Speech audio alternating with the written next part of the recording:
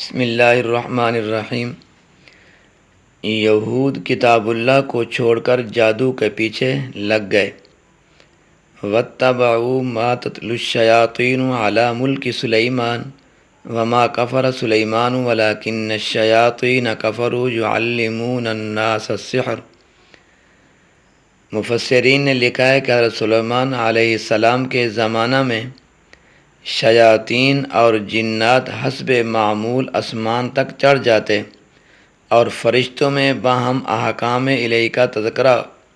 جو ہوتا اس کو غور سے سنتے، اور جب ان کو معلوم ہو جاتا کہ فلاں تاریخ کو فلاں وقت میں یہ حادثہ یا یہ واقعہ دنیا میں پیش آئے گا، تو نیچے واپس آ کر کاہنوں کو ان تمام واقعات کی اطلاع کر دیتے۔ یہ کاہن اس میں کچھ اور جھوٹ اپنی طرف سے ملا کر لوگوں سے بیان کرتے اور لوگ ان باتوں کو اپنی کتابوں میں لکھ لیتے۔ تو رفتہ رفتہ بنی اسرائیل میں یہ بات اتنی ان کے اندر راسخ ہو گئی، ان کا اعتقادی شکل اختیار کر لی کہ جنات اور شیاطین غیب داں ہوتے ہیں، غیب جاننے والے ہیں، جنات بھی اور شیاطین بھی۔ تو حضرت سلیمان علیہ السلام کو اس بات کی اطلاع ہوئی تو آپ نے اس قسم کی سب کتابوں کو جمع کرا کے ایک صندوق میں رکھ کے اپنے تخت کے نیچے دفن کرا دیا اور لوگوں میں اس قسم کی کفر آمیز باتیں کہنے کی ممانعت کرا دی۔ تو حضرت سلیمان علیہ السلام کی وفات کے بعد جنات اور شیاطین نے جاہلوں کو ورغلایا اور دفن شدہ کتابیں نکلوا کر کہا کہ انہی کتابوں کی بدولت سلیمان جن اور انس پر حکومت کرتے تھے، انہی کتابوں کے ذریعے۔ اور در حقیقت وہ حضرت سلیمان علیہ السلام نعوذ باللہ حقیقت میں وہ نبی نہیں تھے،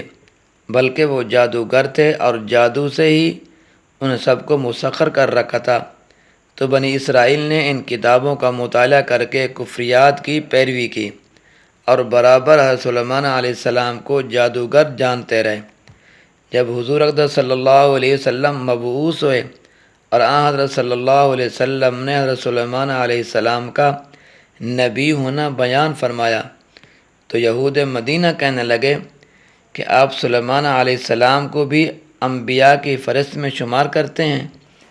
حالانکہ وہ تو جادوگر تھے، نعوذ باللہ نبی نہ تھے۔ تو یہود کے اس خیال کی تردید میں اللہ تعالیٰ نے ان آیات میں ارشاد فرمایا کہ بنی اسرائیل نے اس سحر اور کفر کی پیروی کی جو حضرت سلیمان علیہ السلام کے عہد حکومت میں شیاطین جن اور انس پڑھا کرتے تھے۔ تو معارف نبوت اور احکام الہی سے اس کا کوئی تعلق نہ تھا، صرف شیاطین کا شے کردہ باطل خیال تھا کہ حضرت سلیمان علیہ السلام جادوگر تھے، جادو کے زور سے انہوں نے سب کو مسخر کر رکھا تھا، حالانکہ حضرت سلیمان علیہ السلام نے نہ کفر کیا نہ سحر کے زور سے کسی کو مسخر کیا، بلکہ شیاطین نے کفر کیا تھا اور لوگوں کو سحر اور جادو کی تعلیم دیتے تھے اور لوگ ان کی پیروی کرتے تھے، اور اسی طرح وہی سحر یہ جادو تواتر کے ساتھ چلا آ رہا ہے اور جس چرچے پہ چلا آ رہا تھا یہود مدینہ میں حضرت صلی اللہ علیہ وسلم کے زمانہ میں موجود تھا، حتیٰ کہ ان یہود نے خود حضور صلی اللہ علیہ وسلم پر سحر کر دیا، جادو کر دیا۔ تو حق تعالیٰ سے دعا کی تو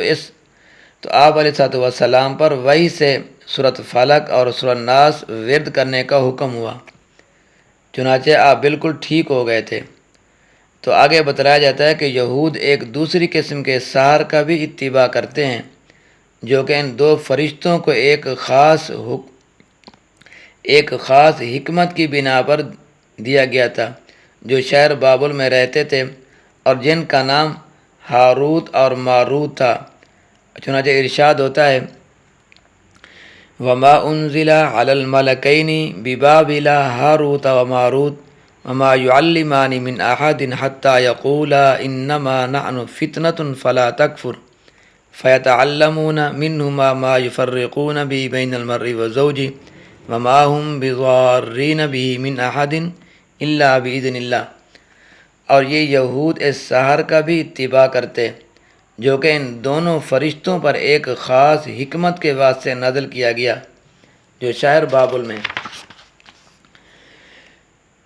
تو جن کا نام ہاروت اور ماروت تھا۔ ایک زمانہ میں دنیا میں بالخصوص بابل میں جادو کا بہت چرچا تھا، اور اس کے عجیب و غریب اثرات کو دیکھ کر عوام کو اس کی حقیقت اور معجزات انبیاء علیہم السلام کی حقیقت میں خلط ملط ہو گئے تھے۔ یہ نہیں معلوم ہو رہا تھا کہ آیا کہ یہ جادو ہے یا یہ معجزہ ہے انبیاء کا۔ تو بعض سحروں کو مقدس سمجھنے لگے، یعنی انبیاء کو نہیں بلکہ جو جادوگر تھے ان کو لوگوں نے مقدم سمجھنے لگے، اور بعض اس کو نیک عمل سمجھ کر سیکھ کر اس پر عمل کرنے لگے۔ تو اللہ تعالیٰ نے اس غلطی کو دفع کرنے کے لیے بابل میں دو فرشتے انسانی جامہ میں ہاروت اور ماروت نام کے اس کام کے لیے بھیجے کہ وہ لوگوں کو سحر کی حقیقت اور اس کے اصول اور فروع سے مطلع کر دیں، تاکہ نبی کے معجزے اور جادوگر کے جادو میں اشتباہ دفع ہو جائے، رفع ہو جائے، ختم ہو جاوے۔ اشتباہ کیا ہو جائے؟ رفع ہو جائے، اور سحر پر عمل کرنے سے اور سحروں کی اتباع کرنے سے لوگ کیا کریں؟ بچیں۔ تو انہوں نے بابل میں آ کر اپنا کام شروع کیا اور سحر کے اصول اور فروع ظاہر کر کے اس عمل بد سے بچنے اور ساحرین سے نفرت اور دوری رکھنے کے تنبیہ اور تاکید کی، اور اصلاح اور احتیاط یہ طریقہ اختیار کیا کہ وہ لوگوں کو سحر کے اصول اور فروع بتانے سے قبل یہ کہہ دیا کرتے تھے کہ دیکھو ہمارے یہ بتانے کے ذریعے سے اللہ تعالیٰ کو اپنے بندوں کی آزمائش بھی مقصود ہے، کہ دیکھیں ان چیزوں پر مطلع ہو کر کون شخص اپنے دین کی حفاظت اور اصلاح کرتا ہے کہ شرع سے آگاہ ہو کر اس سے بچے، اور کون اپنا دین خراب کرتا ہے۔ ایسا نہ ہو کہ ہم سے تو یہ کہہ کر سیکھ لو کہ میں بچنے کے لیے پوچھ رہا ہوں، اور پھر اس کی خرابی میں خود مبتلا ہو جائے اور ایمان برباد کر لو۔ ان یہود نے اس سحر کا بھی اتباع کیا، لیکن ان فرشتوں کی تنبیہ کے باوجود لوگ اس جادو کو ناجائز طور پر استعمال کرنے لگے، اور زیادہ تر خاوند اور بیوی کے درمیان جدائی ڈالنے کے لیے اس کو استعمال کرتے۔ تو ساحرین کی اس حرکت کو ظاہر فرمانے کے بعد اس حقیقت کو بھی بتلایا گیا کہ اس سحر اور جادو کے عمل سے جو بھی آثار ظاہر ہوتے وہ اللہ کے حکم اور اس کی قضا سے ہوتے ہیں، اور اس سحر اور جادو سے کسی کو کوئی ضرر اور نقصان نہیں پہنچایا جا سکتا۔ اور آخر میں یہود کو ایمان اور تقوی کی تعلیم فرماتے ہوئے کہ مقصود کو ظاہر فرمایا جاتا ہے، چنانچہ ارشاد ہوتا ہے وَيَتَعَلَّمُونَ مَا يَضُرُّهُمْ۔ خلاصہ یہ ہے کہ یہود جنہوں نے کتاب اللہ کا اتباع چھوڑ کر سحر کا اتباع اختیار کر رکھا تھا، اور ان کو بتایا گیا کہ یہ سحر کا اتباع جس کے عوض انہوں نے اپنی آخرت کو بیچ ڈالا بہت ہی بری چیز ہے۔ اگر یہ ایمان لاتے اور تقوی اختیار کرتے اور اللہ کے ڈر اور خوف کی زندگی گزارتے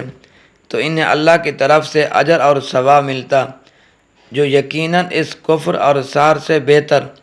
کاش کہ ان یہود کو عقل ہوتی کہ وہ اس حقیقت کو کیا کرتے؟ سمجھتے۔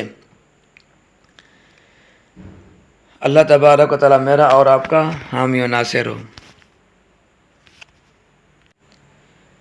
جادو کی حقیقت اور حکم سنیے۔ تو اصطلاح قرآن اور سنت میں سحر ہر ایسے امر عجیب کو کہا جاتا ہے کہ جس میں شیاطین کو خوش کر کے ان کی مدد حاصل کی گئی ہو۔ مثلاً ایسے منتر جن میں کفر اور شرک کے کلمات ہوں، یا کواکب اور نجوم کی عبادت ہو، کسی کو ناحق قتل کر کے اس کا خون استعمال کرنا، یا جنابت اور نجاست کی حالت میں رہنا، اور طہارت اور پاکیزگی سے اجتناب کرنا، اس لیے اس کا سیکھنا اور سکھانا بھی حرام ہو، اور اس پر عمل کرنا بھی حرام ہے۔ البتہ اگر مسلمان سے دفع ضرورت کے لیے، یعنی کہ ان کی ضرورت کو دفع کرنے کے لیے، ان کی حاجت پوری کرنے کے لیے بقدر ضرورت آدمی کوئی سیکھ لیتا ہے تو یہ بعض فقہا نے اس کی اجازت دی ہے۔ بس دعا کیجیے کہ حق تعالی ہم کو اپنی کتاب یعنی قرآن کریم کا پورا اتباع نصیب فرمائیں اور ہر طرح کی گمراہی اور کفر اور شرک کی باتوں سے کامل طور پر بچنا اور علیحدہ رہنا نصیب فرمائیں۔ اللہ تعالی ہر طرح کے باطل اور شیطانی خیالات سے ہماری حفاظت فرمائیں اور ہم کو ایمان اور تقوی کی دولت عطا فرما کر اپنی رضا والی زندگی گزارنا نصیب فرمائے، آمین۔ اللہ تبارک و تعالی میرا اور آپ کا حامی و ناصر ہو۔